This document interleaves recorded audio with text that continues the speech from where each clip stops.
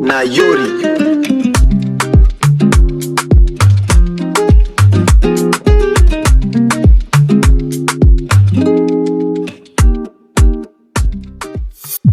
Salut à tous, c'est Nico, bienvenue sur la chaîne. Ici on parle sport au sens large, musculation, boxe, performance et progression. Aujourd'hui je viens vous présenter mon projet. Alors mon objectif est clair, développer ma masse musculaire. Jusqu'à présent je m'entraînais principalement en extérieur, en street workout. C'est une excellente base, mais au bout d'un moment j'ai atteint certaines limites.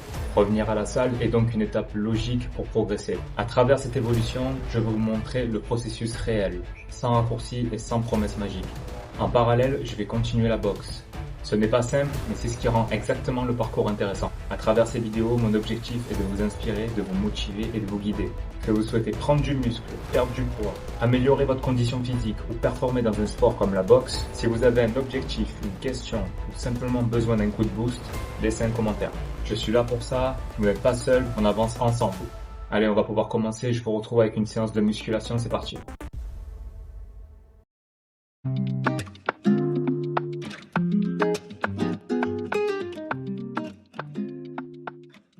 Avant chaque séance haut du corps, il faut préparer les omoplates et la coiffe des rotateurs. L'épaule est une articulation très mobile mais peu stable. Sa stabilité dépend de 4 petits muscles qui la maintiennent en place. Pour chaque séance haut du corps, je travaille ma mobilité et mon activation. Dans cette vidéo, je vais vous montrer 2 séances dédiées au dos. Vous pouvez le travailler en largeur, ce qui permettra d'ouvrir le dos, et le travailler en épaisseur. Ça donnera du relief. Si tu t'entraînes une fois par semaine, tu combines les deux dans la même séance. Si tu es avancé, tu peux séparer pour plus de précision.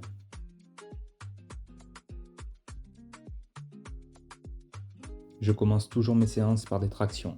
Ici, je prends une prise pronation. Ça met un accent sur la largeur du dos, entre parenthèses le grand dorsal, faisceau externe. Il y a moins d'aide des biceps. Pourquoi? Les coudes s'écartent plus, moins de flexion du coude, tirage plus dorsal.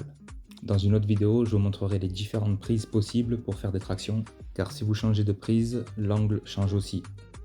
Dans cet exemple, je travaille la largeur de mon grand dorsal.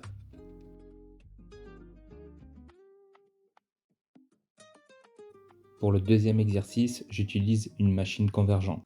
Le tirage s'effectue à l'horizontale. J'utilise une prise neutre. Cela permet de changer les sensations, mais pas la fonction principale. Si vous travaillez en horizontal, vous travaillez l'épaisseur de votre dos. Vous renforcerez la partie interne du grand dorsal, les rhomboïdes ainsi que les trapèzes moyens. Avant de commencer le mouvement, resserrez bien vos omoplates pour bien sentir la contraction au niveau du dos. Si vous avez du mal à sentir votre dos, je vous conseille d'utiliser cette technique. Déchargez légèrement la machine et travaillez en unilatéral. Ça offre une meilleure connexion musculaire, vous aurez une plus grande amplitude et moins de stress articulaire. La différence avec la machine convergente, c'est que les coudes partent du bas vers le haut. Ça offre plus de relief et de densité. Sur cette machine, le coude descend et se rapproche du buste. Le tirage est plus linéaire et il y a moins de rétraction scapulaire haute. Le dos est plus étiré que compressé. La trajectoire descendante permet d'avoir un dos plus large visuellement.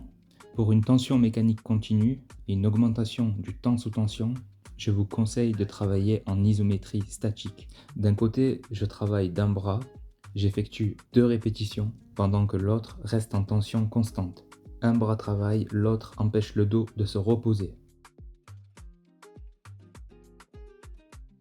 Et je termine avec les 2 bras en même temps pour obtenir environ 8 à 10 répétitions. Tirage vertical à la machine convergente. Objectif principal, largeur plus épaisseur haute du dos. Si vous avez bien suivi la vidéo, vous avez compris que les machines convergentes tirent plus vers l'arrière que vers le bas. Sur la machine guidée, je travaille la largeur du dos et l'étirement maximal du grand dorsal. Rowing buste penché à la barre guidée. C'est un mouvement de force, ça travaille l'épaisseur plus la chaîne postérieure. Pour un recrutement plus global, grand dorsal, érecteur du rachis, ischio pour la stabilisation et fessier pour le gainage. Cela permet un travail plus fonctionnel, une meilleure synergie du dos Excellent pour apprendre à tirer avec le corps en entier. Tirage à la prise papillon. La trajectoire est plus stable et guidée. Le buste est droit, la poitrine sortie et il y a une faible sollicitation du gainage. L'objectif principal, l'épaisseur du dos, entre parenthèses le milieu. Accent sur les rhomboïdes, trapèze moyen et le grand dorsal, partie médiane. Excellente connexion muscle-cerveau. Moins de fatigue nerveuse, idéal pour charger proprement, très bon en fin de séance ou en hypertrophie stricte. Rowing halter unilatéral. Développe l'épaisseur du dos, le buste est gainé, le bras libre stabilise le corps et le tirage se fait en contrôlant la trajectoire du coude vers la hanche. Le travail unilatéral permet de corriger les déséquilibres et d'améliorer la connexion neuromusculaire. Dans la deuxième séance, j'utilise une machine pectoraux détournée pour travailler le dos. Je transforme un mouvement de poussée en tirage avec un focus sur le grand dorsal et la connexion neuromusculaire. C'est une excellente alternative, vous pouvez la mettre en fin de séance ou en début pour une pré-fatigue. Le rowing halter travaille en épaisseur et celui-ci en largeur. Si vous êtes débutant, je vous conseille d'utiliser 4 à 5 exos d'épaisseur et 4 à 5 exos de largeur au maximum. J'effectue 3 à 4 séries de 8 à 12 répétitions pour chacun des exos.